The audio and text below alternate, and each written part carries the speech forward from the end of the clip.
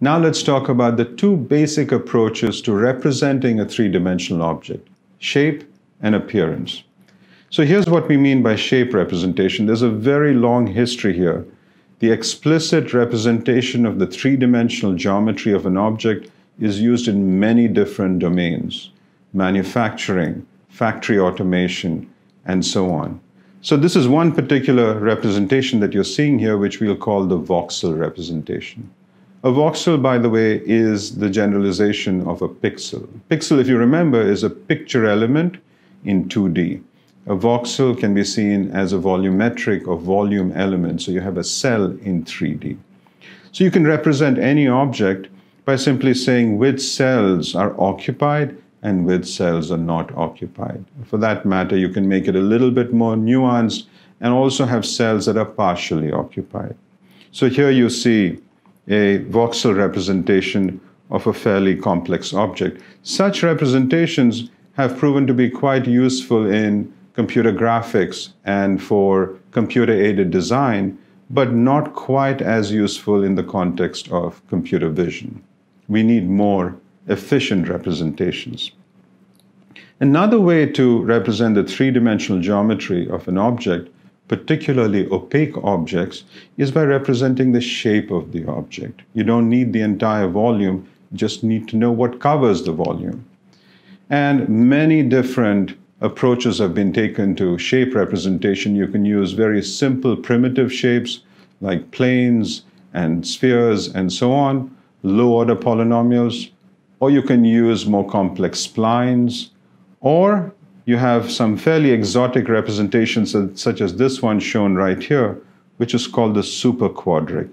Here's the equation of the superquadric: x to the power of r plus y to the power of s plus z to the power of t equal to 1. That's just a very simple expression. And what's interesting is, by simply changing these three parameters, r, s, and t, you get all of the shapes that you're looking at right here. So one of the interesting things about the superquadric is that it's able to actually create fairly sharp corners which are continuous and therefore fairly complex objects. And then there is the entire field of constructive solid geometry. So in this domain, what typically happens is that you have a set of very simple primitives of objects, primitive geometries, such as spheres and cubes and cones and so on. And then you can apply various Boolean operations to these primitives to come up with more complex objects. So here is the union of a sphere and a cube. Here is the difference between the two in the middle, and finally the intersection. Constructive solid geometry, CSG, is an entire field unto itself and is the workhorse of domains such as manufacturing and design.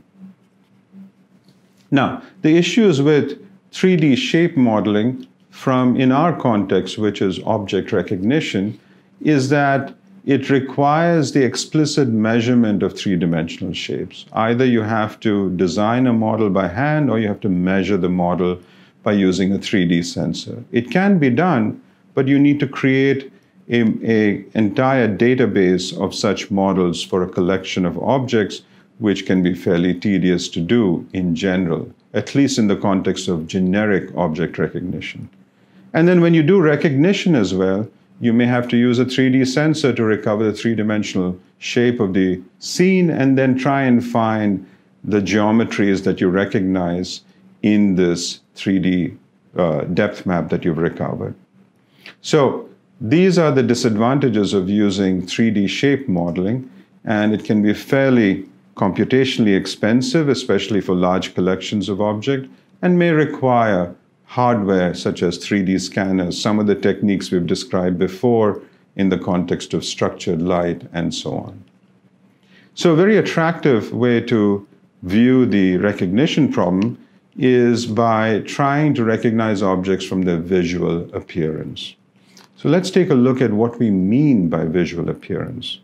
So here are a set of objects, and you can see here that one can describe the visual appearance of an object as a function of, so this is basically the signal that it produces in the image. You can see that being a function of the three-dimensional shape of the object, the reflectance properties of the object, that's the BRDF, which could be spatially varying over the object, and these two will be referred to as the intrinsic parameters of the object. And the reason is, for rigid objects, these don't change. We don't expect these to change with time. And then you have the external parameters, and those are, for instance, the three-dimensional pose of the object or the illumination conditions.